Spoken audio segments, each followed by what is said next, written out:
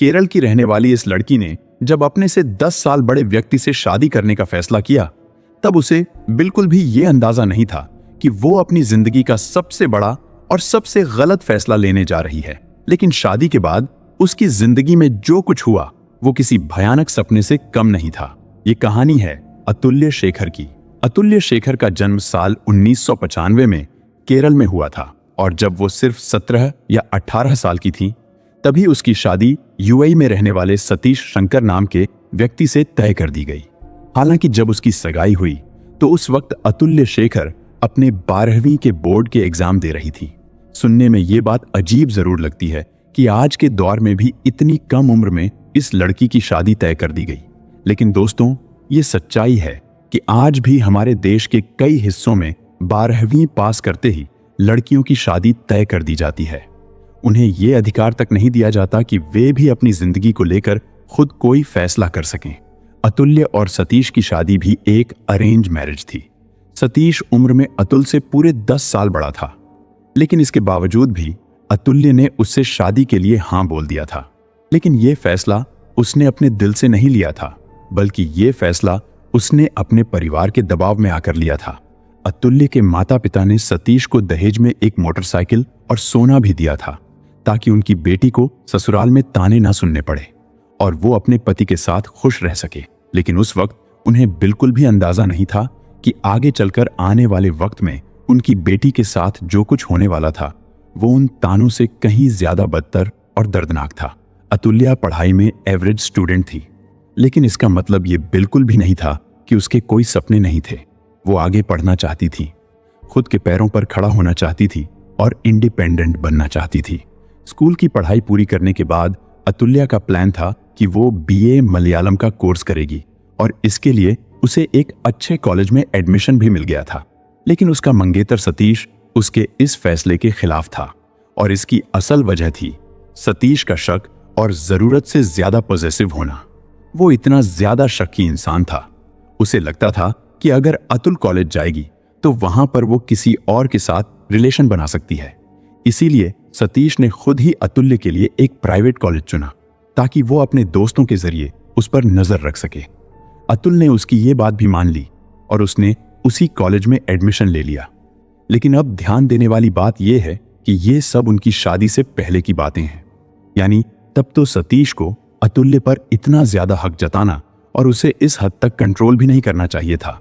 लेकिन फिर भी वो उसके हर फैसले में दखल देने लगा था। और साल 2014 में अतुल्य से शादी करने के लिए जब सतीश यूएई से इंडिया लौटा तो अतुल्य ने अपने ग्रेजुएशन के दूसरे साल में ही कॉलेज छोड़ दिया और उसी साल उन दोनों की शादी हो गई। शादी के 1 साल बाद अतुल्या ने अपनी पहली बच्ची को जन्म दिया। उन्होंने अपनी बेटी का नाम आराध्या रखा। शुरुआत में तो अतुल्या और सतीश की शादीशुदा लाइफ ठीक ठाक चल रही थी, लेकिन साल 2016 या 2017 में उन दोनों के बीच दूरियां बढ़ने लगीं और उनमें झगड़े होने लगे। पहले तो सिर्फ कहासुनी होती थी, लेकिन फिर धीरे धीरे सतीश ने उस पर हाथ भी उठाना शुरू कर दिया। यानी अब बात सिर्फ बहस तक नहीं रह गई थी, बल्कि मारपीट तक पहुंच चुकी थी और हालात इतने खराब हो गए कि बेचारी अतुल्या मजबूरन अपने मायके वापस लौट आई। लेकिन इस बार उसने ठान लिया था कि अब वो अपने पति के खिलाफ कंप्लेंट दर्ज करवाएगी। उसके माता पिता भी अब यही चाहते थे कि किसी तरह अतुल्य इस रिश्ते से अलग हो जाए और सतीश के खिलाफ कानूनी कार्रवाई करें। इसके बाद अतुल्य ने पुलिस में कंप्लेंट दर्ज भी करवाई, लेकिन बाद में उसने वो शिकायत वापस ले ली।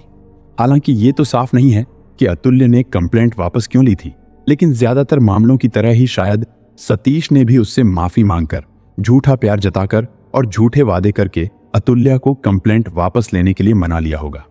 लेकिन सच्चाई ये है कि ऐसे लोग कभी नहीं बदलते, फिर चाहे उन्हें कितने भी मौके क्यों ना दे दिए जाएं। हो सकता है अतुल्य ने भी ये रिश्ता इसलिए नहीं छोड़ा हो क्योंकि अब उसकी एक बेटी थी। शायद वो अपनी बच्ची के लिए ही ये सब बर्दाश्त कर रही थी, क्योंकि ये तो हम सभी जानते हैं कि एक माँ के लिए बच्चे की परवरिश करना कितना मुश्किल होता है। उसने सोचा होगा कि अगर वो सतीश से अलग हो गई तो घर का खर्च, बच्ची की पढ़ाई, उसके स्कूल की फीस, वो ये सब कैसे संभालेगी।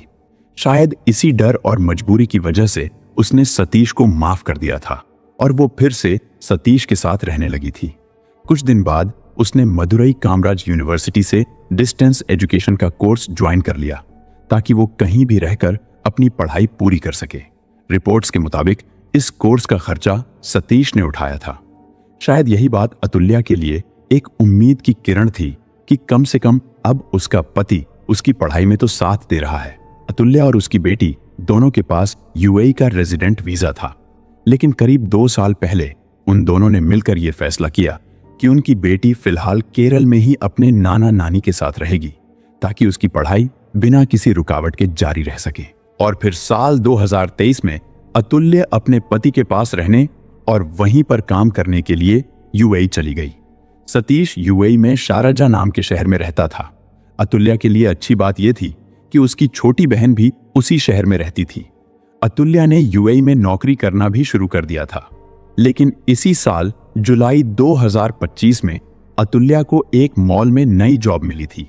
उस नई जॉब की शुरुआत से ठीक एक दिन पहले उसका जन्मदिन था, जिसे उसने यूएई में रहने वाली अपनी बहन के साथ मनाया था।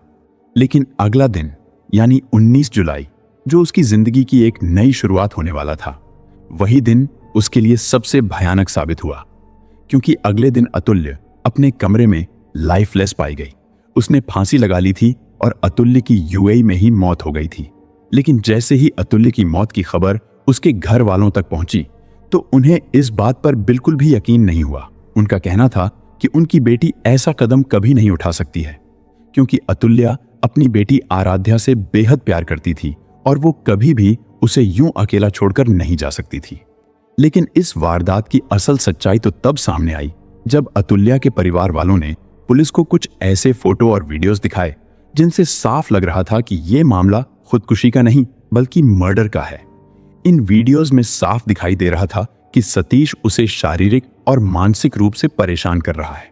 किसी वीडियो में तो वह बच्चों की तरह बात करता हुआ दिखता है और किसी वीडियो में वो मुस्कुराता है, लेकिन इसी बीच वो अतुल्य को कुर्सी से डराते हुए भी देखा जा सकता है।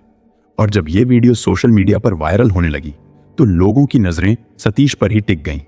बल्कि कुछ लोग तो ये भी कह रहे थे कि सतीश तो उसके साथ मजाक कर रहा था, जैसे कई बार कपल्स बच्चों जैसी आवाज में हंसी मजाक करते हैं। लेकिन यहां पर मामला वैसा नहीं था, क्योंकि वीडियो में साफ देखा जा सकता है कि अतुल्या बहुत डरी हुई थी। उस वक्त उसके चेहरे पर हंसी नहीं बल्कि उसकी आंखों में डर था।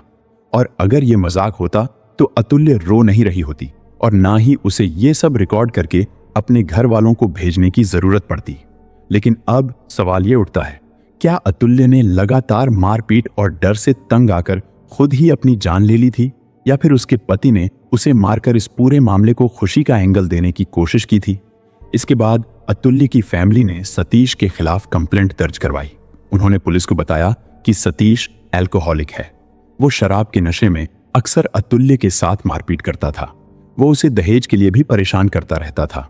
हालांकि शादी के वक्त अतुल्य के परिवार वालों ने उसे काफी कुछ दिया था, लेकिन सतीश फिर भी दहेज की मांग करता रहता था। अतुल्य के पिता ने एक इंसिडेंट भी शेयर किया। उन्होंने बताया कि 2024 में जब वो अपनी बेटी से मिलने यूएई गए थे, तब उन्होंने अपनी आंखों से सतीश को अतुल्य की पिटाई करते हुए देखा था। मामला इतना ज्यादा बढ़ गया था कि उन्हें बीच बचाव करना पड़ा। इसके बाद वो अतुल को लेकर अपनी छोटी बेटी के फ्लैट पर चले गए। ये वही बहन थी जिसके साथ अतुल्या ने अपना आखिरी बर्थडे मनाया था।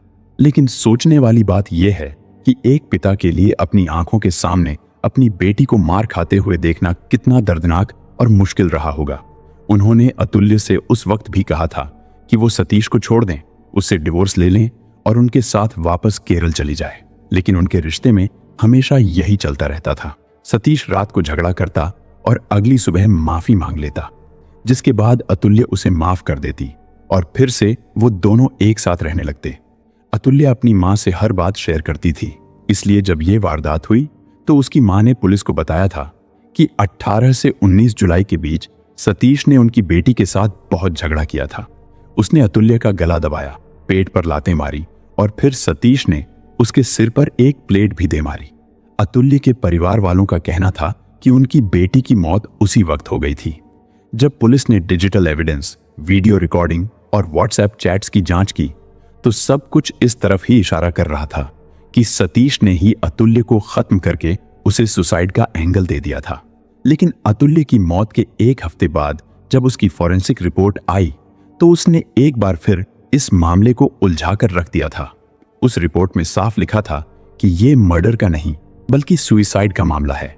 अगर सतीश की बात की जाए तो उसका भी यही कहना था कि जिस वक्त ये सब हुआ तब वह घर पर मौजूद नहीं था। उसने बताया कि जब वो बाहर से लौटा और जब वो अतुल्य के कमरे में गया तो उसने अतुल्य को छत से लटके हुए देखा था। सतीश ने अपने ऊपर लगे सभी आरोपों को झुठलाते हुए कहा कि मैं अतुल्य से बहुत प्यार करता था, मैं उसकी मौत के बारे में कभी सोच भी नहीं सकता। सतीश का कहना था कि अतुल्य के चले जाने के बाद वो इतना टूट चुका था कि उसने भी खुद को खत्म करने की कोशिश की थी। लेकिन अतुल्य के माता पिता का बयान सतीश के बयान से बिल्कुल उल्टा था। उन्होंने पुलिस को कुछ फोटो और वीडियो एविडेंसेस और कई ऐसे सबूत भी दिए जिनमें सतीश को साफ देखा जा सकता है कि वो अतुल्य के साथ मारपीट करता था और वो उसे लगातार मेंटली अब्यूज कर रहा था। इन फुटेज में यह भी दिखाई दे रहा है कि शायद सतीश की दिमागी हालत ठीक नहीं है। लेकिन जब पुलिस ने उससे इन वीडियोस और तस्वीरों के बारे में पूछताछ की तो सतीश ने खुद को सही ठहराने की कोशिश की। उसने कहा कि मैं तो उसे इसलिए मारता था क्योंकि मैं उससे बहुत प्यार करता था, वो मेरी थी और हमेशा मेरी ही रहेगी। इस बयान से एक बात तो साफ हो गई थी कि उस वक्त सतीश की दिमागी हालत बिल्कुल भी ठीक नहीं थी। पूछताछ के दौरान उसने ये भी स्वीकार किया कि हाँ, उसने अतुल के साथ कई बार मारपीट की थी, लेकिन सिर्फ तब जब वो शराब के नशे में होता था। उसका कहना है कि अब वो अतुल्य को किसी बात के लिए ब्लैकमेल नहीं करता था क्योंकि अतुल्य भी उससे उतना ही प्यार करती थी जितना वो उससे करता था। उसके मुताबिक जब कभी अतुल्य को गुस्सा आता था तो वो अपना आपा खो बैठती थी और कई बार उस पर हाथ भी उठाती थी। आगे की पूछताछ में सतीश ने बताया कि उस दिन या तो अतुल्य ने उसे डराने के लिए ये कदम उठाया था या फिर उस दिन उसके कमरे में कोई और मौजूद था। सतीश के मुताबिक जिस रूम में अतुल्य की मौत हुई थी उस रूम का बेड अपनी जगह से खिसका हुआ था और वहां से सतीश को एक चाकू और एक मास्क भी मिला था। इतना ही नहीं, अतुल्य के हाथ में एक बटन भी मिला था जो सतीश का नहीं था। लेकिन क्योंकि ये कपल विदेश में रह रहा था इसलिए केरल पुलिस खुद वहां जाकर एविडेंस इकट्ठा नहीं कर सकती थी।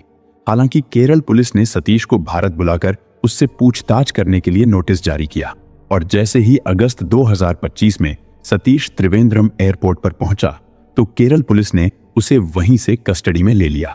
हालांकि अब यह केस स्टेट क्राइम ब्रांच को ट्रांसफर कर दिया गया है और आगे की जांच जारी है। लेकिन ये कहानी सिर्फ एक अतुल्य और सतीश की नहीं है, बल्कि ये उस सड़ी हुई मानसिकता के लिए आईना है जहां आज भी लोग डोमेस्टिक वायलेंस को प्यार का ही एक रूप समझते हैं। अतुल्य की जिंदगी बहुत छोटी थी और अब तो उसकी जिंदगी का एक नया चैप्टर शुरू होने वाला था, लेकिन अचानक सब कुछ खत्म हो गया। उसकी बेटी आराध्या ने मात्र 10 साल की उम्र में अपनी मां को खो दिया और हो सकता है वो अपने पिता को भी खो दे।